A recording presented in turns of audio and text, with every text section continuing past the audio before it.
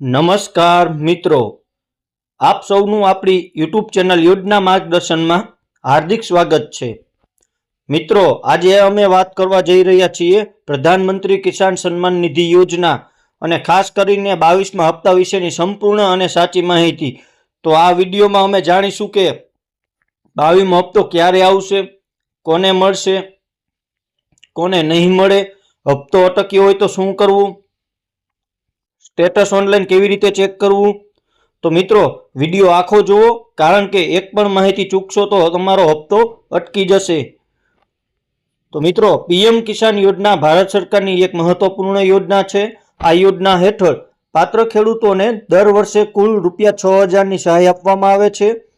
આ ₹6,000 3 હપ્તામાં મળે છે। દરેક હપ્તો ₹2,000નો હોય છે। પૈસા સીધા ખેડૂતના બેંક ખાતામાં ડીબીટી દ્વારા જમા થાય છે। આ યોજનામાં ખાસ નાના, શ્રીમંત, જમીન ધરાવતા ખેડૂતો માટે બનાવવામાં આવી છે। ત્યારબાદ અત્યાર સુધી કેટલા હપ્તા આવ્યા છે, તો મિત્રો આપણે તેના વિશે વાત કરીએ તો પીએમ કિસાન યોજના 2019માં શરૂ થઈ હતી।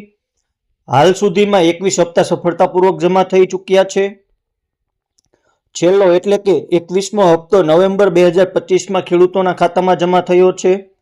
હવે ખેડૂતોમાં સૌથી મોટો પ્રશ્ન છે કે 22મો હપ્તો ક્યારે આવશે। તો પીએમ કિસાનનો 22મો હપ્તો ક્યારે આવશે તેના વિશે વાત કરીએ તો મિત્રો, સરકાર દર વર્ષે સામાન્ય રીતે ફેબ્રુઆરી, જૂન અથવા જુલાઈ, ઓક્ટોબર અથવા નવેમ્બર આ 3 સમયગાળા દરમિયાન હપ્તો જારી કરે છે। એટલે કે 22મો હપ્તો આવનારા મહિનાઓમાં કોઈ પણ સમયે આવી શકે છે, પરંતુ ધ્યાન રાખજો, સરકાર જ્યાં સુધી ઓફિશિયલ જાહેરાત ન કરે ત્યાં સુધી ચોક્કસ તારીખ કોઈ કહી શકતું નથી।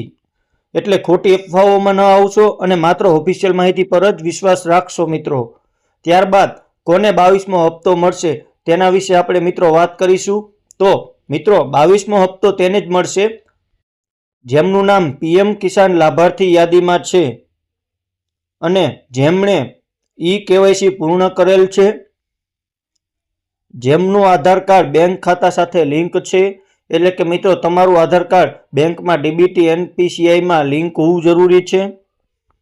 જેમના જમીન દસ્તાવેજ સાચા છે। જો આ ચારેય બાબતો પૂરી છે તો તમારો હપ્તો ચોક્કસ આવશે મિત્રો। ત્યારબાદ વાત કરીએ તો કોને હપ્તો નહીં મળે। તો મિત્રો, નીચેના કારણોસર ઘણા ખેડૂતોનો હપ્તો અટકેલો હોય છે, જેમાં તમે જોઈ શકો છો અહીં કે કેવાયસી પૂરું ન કરેલ હોય, આધાર કાર્ડ બેંક ખાતા સાથે લિંક ન હોય, બેંક ખાતું બંધ અથવા ખોટું હોય, જમીન રેકર્ડમાં ભૂલ હોય અથવા તો નામ લાભાર્થી યાદીમાં ન હોય। તો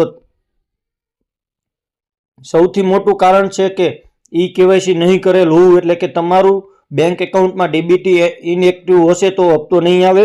એટલે કે તમારે ડીબીટી એક્ટિવ કરવાનું રહેશે। તો કેવાયસી કેવી રીતે કરવી તેની આપણે માહિતી વિશે વાત કરીએ તો મિત્રો, કેવાયસી કરવી ખૂબ જ જરૂરી છે। તમે કેવાયસી મોબાઈલથી અથવા તો નજીકના સીએસસી સેન્ટરથી અથવા બાયોમેટ્રિક દ્વારા કરી શકો છો।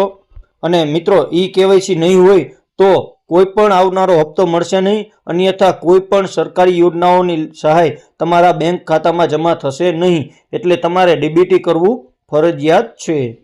ત્યારબાદ વાત કરીએ કે પીએમ કિસાન સ્ટેટસ કેવી રીતે ચેક કરવું। તો મિત્રો, સૌથી મહત્વની માહિતી આપણે જોઈએ તો સ્ટેટસ ચેક કરવાની રીત હોય છે, જેમાં આપણે જોઈએ તો pmkisan.gov.inની વેબસાઇટ ખોલવાની રહેશે તમારે। તેમાં ગયા બાદ ફાર્મર્સ કોર્નર પર ક્લિક કરવાનું રહેશે। ત્યારબાદ નો યોર સ્ટેટસનો ઓપ્શન દેખાશે, જેના પર તમારે મિત્રો પસંદ કરવાનું રહેશે। અને ત્યારબાદ તમારે મિત્રો રજિસ્ટ્રેશન નંબર અથવા આધાર નંબર નાખવાનો રહેશે।